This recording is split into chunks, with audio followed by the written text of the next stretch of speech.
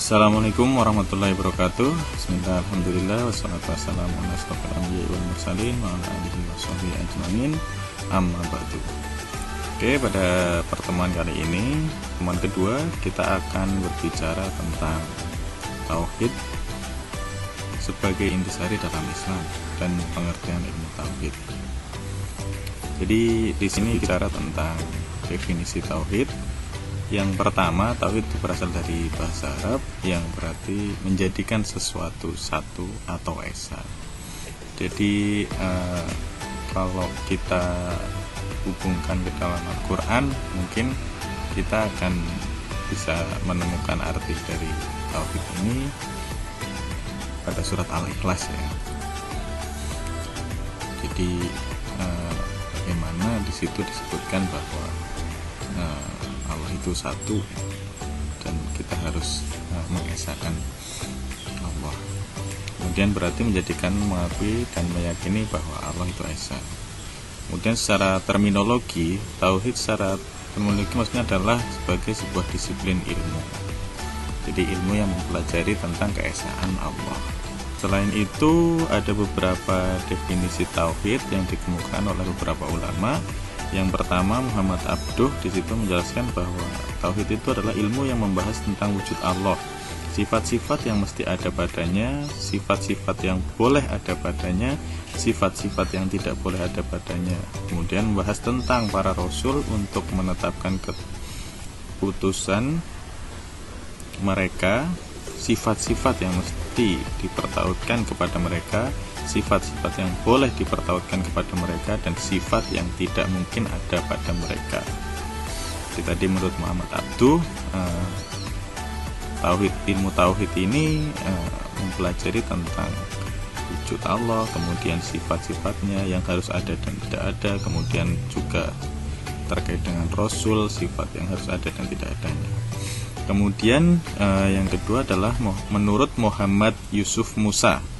Jadi beliau menjelaskan bahwa yang dimaksud dengan tauhid adalah ilmu yang membicarakan tentang kepercayaan tentang wujud Tuhan yang esa, yang tidak ada sekutu baginya, baik zat, sifat maupun perbuatannya, yang mengutus para rasulnya untuk memberi petunjuk kepada alam dan manusia ke jalan kebaikan, yang meminta pertanggungjawaban seseorang di akhirat dan memberikan balasan kepadanya atas apa yang telah diperbuatnya.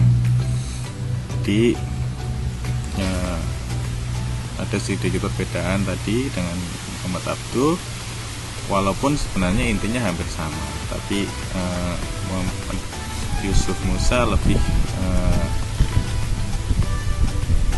membuat ininya lebih ringkas lagi.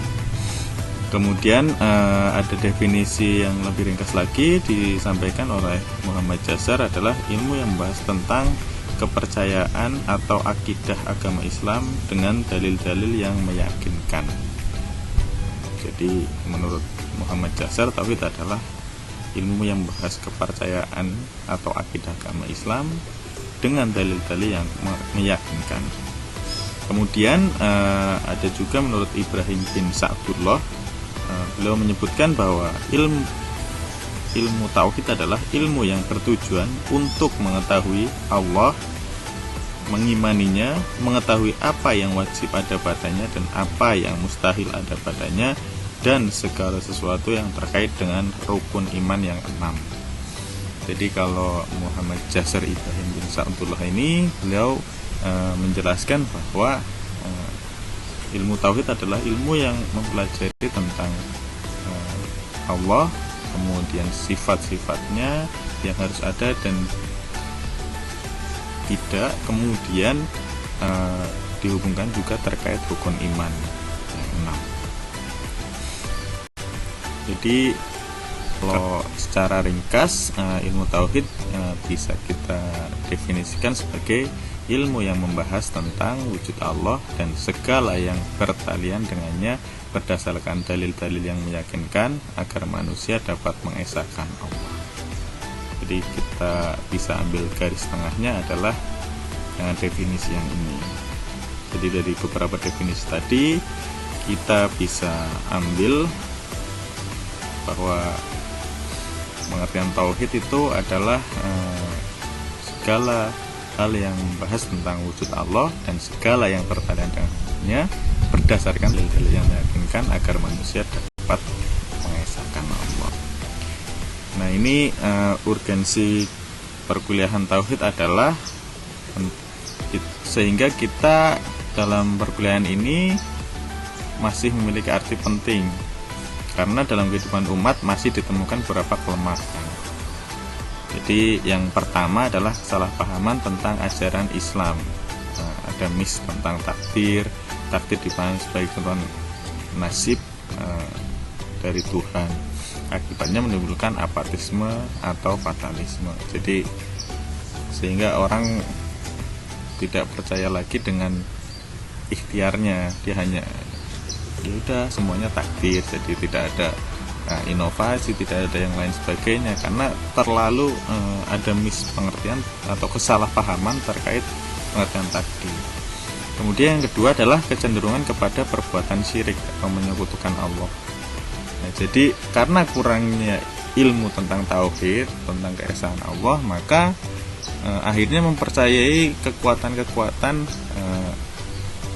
di luar yang dianggap mereka bisa membantu mereka. Padahal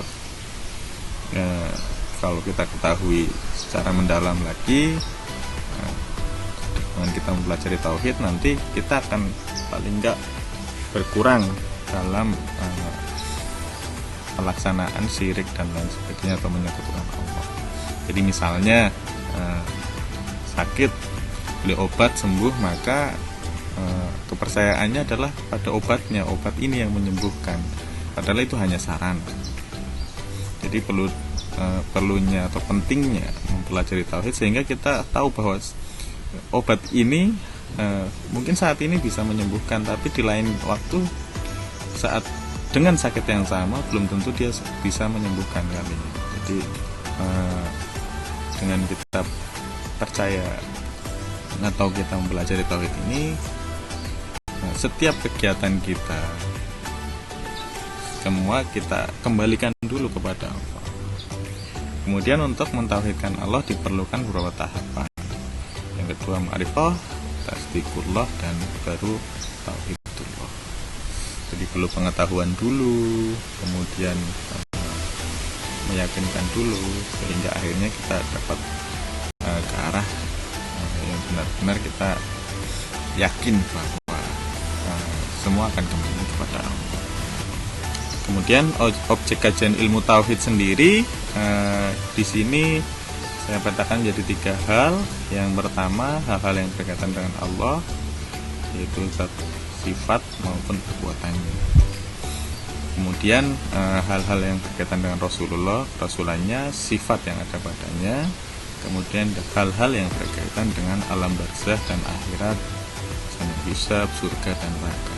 Jadi nanti teman-teman bisa lebih meyakini lagi bahwa kita masih di dunia, tapi kita akan banyak mempelajari tentang akhirat. Jadi nggak apa-apa dengan kita lebih tahu masa depan. Ini kan masa depan kita nanti di akhirat ya. Maka kita akan lebih menyiapkan diri kita untuk ke alam berikutnya, itu akhirat. Kemudian ini tujuan pelajari ilmu tauhid. Yang pertama adalah ma'rifatullah, mengenal Allah melalui ciptaannya. Jadi nanti kalau kalian mendapatkan beberapa pertanyaan, nanti bisa menjawab untuk meyakinkan, misalnya anak kecil ya, misalnya, Allah itu apa dan lain sebagainya, maka bisa dijelaskan dari ciptaannya dulu.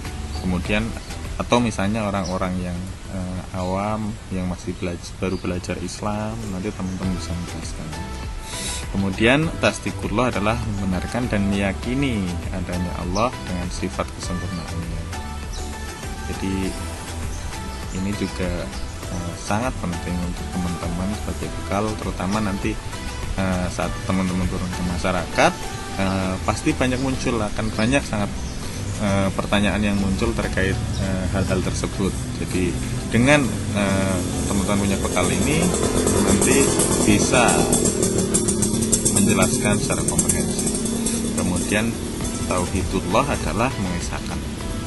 Jadi tahapan ini harapannya teman-teman bisa disesuaikan dengan kondisi masyarakatnya masing-masing. Nggak harus semuanya dari ma'rifatullah dulu, bisa dari tauhid dulu atau tasdiqullah dulu.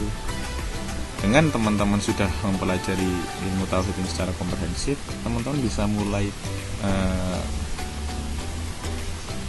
sharing misalnya di masyarakat, bisa disesuaikan dengan kondisi masyarakat yang ada di tempat teman-teman. Jadi melalui usaha ini teman-teman nanti paling enggak jadi punya gambaran saat ke masyarakat bahwa ternyata masih banyak problem-problem tentang ketauhidan yang ada di masyarakat.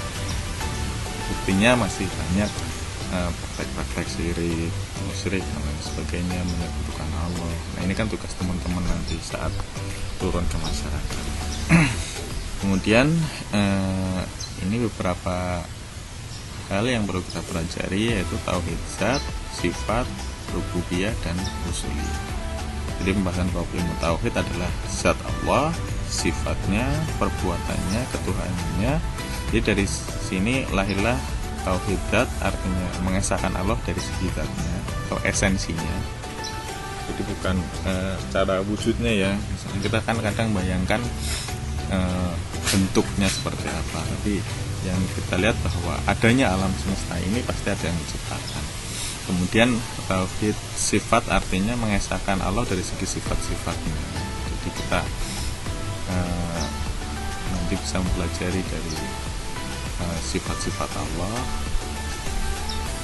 dari asmaul husna dan lain sebagainya, untuk kita jadi lebih memahami bahwa sifat-sifat kesempurnaan Allah itu paling tidak bisa kita jadikan referensi untuk kita untuk belajar bagaimana berbuat kita. Maka semuanya kan nanti akan dilihat oleh Allah. Kemudian tauhid rububiyah artinya adalah mengesahkan Allah sebagai Tuhan yang Maha Pencipta dan Pemelihara. Jadi kita juga harus mengesahkan Allah dari segi penciptaannya, pemeliharaannya. Jadi alam semesta ini kita gambarkan bahwa semua yang ada, yang mungkin kita sudah menikmatinya, kemudian kita bisa ceritakan bahwa siapa, dan kita bisa melakukan introspeksi bahwa semua ini ya dari pencipta, yaitu Allah. Kemudian tauhid uluhiyah adalah artinya mengesahkan Allah sebagai satu-satunya Tuhan yang wajib disembah dan tidak ada Tuhan lain selain Dia. Jadi semakin kita mengenal Allah, maka paling tidak sifat musyrik dan lain sebagainya, kemudian saat kita mau berbuat sesuatu seolah-olah CCTV ada di mana-mana, dan itu nanti akan bisa kita lihat misalnya saat kita ada di akhirat nanti, saat kita dipertunjukkan oleh Allah bahwa ternyata perbuatan kita itu semua adalah atas izin Allah gitu ya. Jadi kita lebih berhati-hati lagi berbuat, kemudian mengurangi sifat-sifat yang percaya pada selain Allah dan sebagainya. Jadi untuk kuliahan terkait ilmu tauhid ke depannya nanti kita akan banyak berbicara tentang akidah, juga nanti akhlak. Paling tidak tauhid ini sebagai pegangan kita untuk mengesahkan Allah, dan juga nanti akan kita kuatkan sebagai akidah, kemudian kita bisa praktekkan dalam bentuk akhlak. Itu saja dari saya untuk pertemuan kali ini. Nanti kita bisa lanjutkan minggu depan, nanti dari presentator kelompok pertama. Mungkin itu saja dari saya. Wabillahi taufiq wal hidayah. Wassalamualaikum.